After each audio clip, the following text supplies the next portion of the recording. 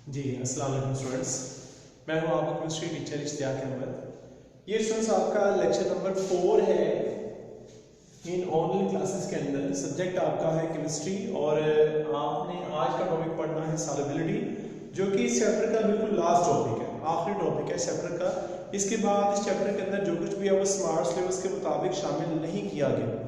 इसमें स्टूडेंट्स देखें, हमारे पास जो इस टॉपिक के अंदर चीजें हमें दी गई हैं वो जस्ट एक डेफिनेशन उसकी और उसका प्रिंसिपल आपके साथ डिस्कस कर रहे हैं। अब इसकी डेफिनेशन क्या है? यह सॉल्युबिलिटी। सॉल्युबिलिटी स्टूडेंट्स दो बेसिकली वर्ड्स हैं जिनके कंबाइन करने से ये वर्ड बना हुआ है। एक है सॉल्व, दूसरा है एबिलिटी। मीन के सॉल्व करने की एबिलिटी, किसी भी सॉल्वेंट के अंदर किसी भी सॉल्यूट की हल होने की एबिलिटी को कहा जाता है सॉल्युबिलिटी। मीन कि आपके पास पानी के अंदर कोई चीज अगर हल होती है तो उसकी सॉल्युबिलिटी है। मीन जैसे शुगर को अगर हल करेंगे तो उसकी डिफरेंट अमाउंट डिसॉल्व होगी। अगर आप डिसॉल्व करोगे NaCl को तो उसकी और अमाउंट जो है वो डिसॉल्व होगी। ठीक है, दोनों की अमाउंट से वो इक्वल डिसॉल्व नहीं होंगे, तो दोनों की अपनी अपनी एक स्ट्रेंथ होती है, सॉल्व होने की ताकत होती है, तो उसको हम उनकी सॉल्युबिलिटी का नाम दे देते हैं। अब यहाँ पर कहते हैं number of gram of solute dissolved in 100 gram of a solvent to prepare a saturated solution at a particular temperature is called solubility। अब ये मैं आपको थोड़ा सा एक्सप्लेन भी कर देता हूँ कि ये क्या है। देखिए हमारे पास लेट्स सपोज एक छोटा सा बर्तन है। अगर इस बर्तन के अंदर लेट्स सपोज ये हमारे पास बर्तन है और इसके अंदर हमने सॉल्वेंट ले लिया है 100 ग्राम।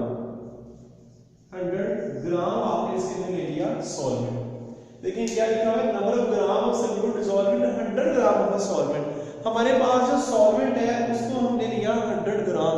अब इसके अंदर सॉल्वेंट तो पानी हो सकता है सॉल्वेंट के तौर पर, इसके अंदर हमने डिसॉल्व करना है किसी भी सॉल्यूट को। सॉल्यूट यहाँ पर कोई भी साल्ट हो सकता है, जैसा कि NaCl एक्सेट्रा, कोई भी हमारे पास साल्ट एज अ सॉल्यूट जो है ना वो हो सकता है। जब हम इसको इसमें डिसॉल्व करेंगे तो उसमें लिखा हुआ है कि ये 100 ग्राम सॉल्यूट सॉल्वेंट के अंदर कितने ग्राम से वो इसमें डिसॉल्व हो जाएगा। आप लोग इस पानी को लेते हैं और NaCl को लेकर इसमें ना डिसॉल्व करना शुरू होते हैं। अगर आपको पता चल जाए कि आपने NaCl के इस 100 ग्राम के अंदर कोई 50 ग्राम तक डिसॉल्व कर लिए हैं, मजीद डिसॉल्व नहीं हो रहे, तो 50 ग्राम बेसिकली इस सॉल्यूट की सॉल्युबिलिटी कहलाएगी, जो कि इसको सैचुरेट कर देती है इसी फिक्स टेम्परेचर पर। हमने टेम्परेचर को चेंज नहीं करना, जो टेम्परेचर है एज इट इज हमने वही रखना है। उस टेम्परेचर पर जो सॉल्यूट है उसकी कितनी अमाउंट डिसॉल्व हो जाएगी उसे कहा जाएगा सॉल्युबिलिटी। उसी सॉल्यूट की जो सॉल्यूट डिसॉल्व किया जा रहा है। अगर यहाँ पर NaCl डिसॉल्व करती है तो लेट्स सपोज अगर NaCl जो वो 50 ग्राम डिसॉल्व हो जाता है तो 50 ग्राम क्या होगी, NaCl की सॉल्युबिलिटी होगी। अगर हम इसकी जगह पर लेट्स सपोज हम इस्तेमाल कर लेते हैं शुगर को, तो शुगर जो है वो 30 ग्राम डिसॉल्व होती है, तो 30 ग्राम क्या होगी, शुगर की सॉल्युबिलिटी होगी। ठीक है, ये दोनों जो हैं इनकी अपनी अपनी अलग अलग सॉल्युबिलिटी होगी, जो कि इनकी डिसॉल्व होने की एबिलिटी होगी एक पर्टिकुलर अमाउंट ऑफ सॉल्वेंट के अंदर एक पर्टिकुलर टेम्परेचर पर, तो उसको हमने कहना है सॉल्युबिलिटी। अब यहां पर कहते हैं कि इसका प्रिंसिपल है, खास प्रिंसिपल है। आपके पास जो आयनिक कंपाउंड्स होते हैं या फिर जो पोलर सब्सटेंसेस होती हैं तमाम की तमाम वो पोलर सॉल्वेंट्स के अंदर ही डिसॉल्व होती हैं। जैसे आपके पास है KCl, Na2CO3, CuSO4, sugar, alcohol. ये जो ऊपर 3 एग्जांपल दी गई हैं ये सारी हैं आयनिक कंपाउंड्स, और ये शुगर और अल्कोहल दी गई हैं ये वाले हैं पोलर कंपाउंड्स। इनको अगर आप पानी के अंदर डिसॉल्व करें तो ये इजीली पानी के अंदर डिसॉल्व हो जाती है। रीजन क्या है कि डिसॉल्व होने वाली चीजें भी पोलर हैं और डिसॉल्व करने वाली चीज भी पोलर है, पानी है, तो ये इजीली डिसॉल्व हो जाएगी। ठीक हो गया।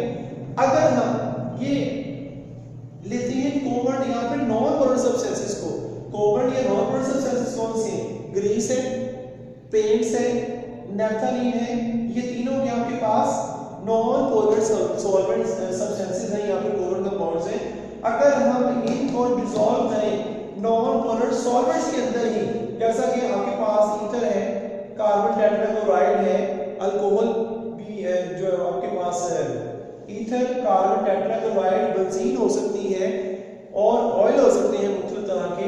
अगर आप इस ग्रीस या पेंट से नैप्थलीन को डिसॉल्व करते हो इन नॉन पोलर सॉल्वेंट्स के अंदर तो ये इजीली डिसॉल्व हो जाएंगे। रीजन क्या है, ये भी नॉन पोलर है और ये वाले भी नॉन पोलर आपके पास सब्सटेंसेस हैं।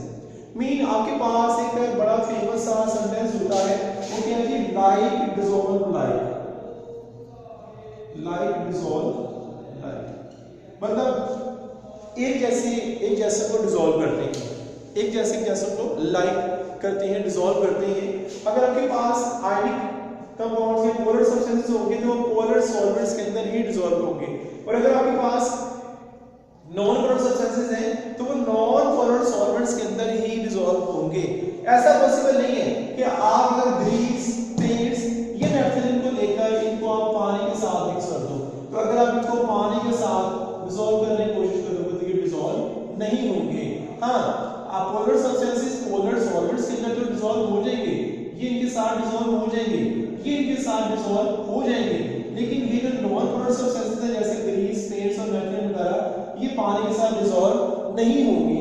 बिल्कुल ऐसे ही आपके पास ये जो ग्रीस, पेंट्स या नैप्थलीन है, अगर आप इनको ईथर के अंदर या कार्बन टेट्राक्लोराइड में डिसॉल्व करोगे तो ये डिसॉल्व हो जाएंगे, ऐसा नहीं होगा कि ये डिसॉल्व ना हो। और अगर आप इन केस ये जो आपके पास आयनिक कंपाउंड्स हैं इनको आप डिसॉल्व करने की कोशिश करो नॉन पोलर सब्सटेंसेस के अंदर तो फिर ये डिसॉल्व नहीं होंगे। रीजन क्या है कि एक जैसे नेचर वाले कंपाउंड एक जैसे नेचर वाले कंपाउंड के साथ मिक्सअप होते हैं, आपस में साथ से मिक्सअप भी होते हैं। ये क्या है, बेसिकली सॉल्व होने के प्रिंसिपल को यहाँ पर एक्सप्लेन किया गया है कि चीजें कैसे एक दूसरे के साथ मिक्सअप होती हैं, कैसे उनके सॉल्यूशंस बनते हैं। मैं फिर दोबारा रिपीट कर दूं, पोलर सॉल्वेंट्स पोलर सोल्यूट्स को डिसॉल्व करते हैं, non polar solvents non polar solutes को डिसॉल्व करते हैं। ठीक हो गया। अगर पोलर नॉन हो, अगर सोल्यूट नॉन पोलर हो और सॉल्वेंट पोलर हो तो वो सोल्यूशन नहीं बनेगा, चीजें डिसॉल्व नहीं होंगी। और अगर इन केस सोल्यूट जो वो नॉन पोलर हो और सॉल्वेंट जो वो पोलर हो फिर भी सोल्यूशन नहीं बनेगा, चीजें एक दूसरे के साथ मिक्सअप नहीं होंगी। जैसे आपके पास अगर आप लेट्स सपोज मोबिलाइल है, ये कोई भी ऑयल है, वो एक नॉन पोलर है, अगर आप उसको पानी के साथ मिक्सअप करो तो पानी के साथ मिक्सअप नहीं होगा, वो डिसॉल्व नहीं होगा। रीजन क्या है, उनकी नेचर सेम नहीं है। वो पोलर और नॉन पोलर को आप आपस में मिक्सअप कर रहे हो तो वो मिक्सअप नहीं होंगे, वो अनमिक्स्ड ही रहेंगे। तो ये हमारे पास है सॉल्युबिलिटी का प्रिंसिपल। उम्मीद है स्टूडेंट्स आपको सारा जब अंडरस्टैंड हो चुका होगा। फिर भी अगर किसी किस्म का इशू हो तो बेटा जरूर आप डिस्कस कर सकेंगे। इंशाल्लाह नेक्स्ट हम आपसे नेक्स्ट चैप्टर के साथ मज़ीद मुलाकात होगी। तब तक के लिए बेटा जी अल्लाह हाफिज़, शुक्रिया।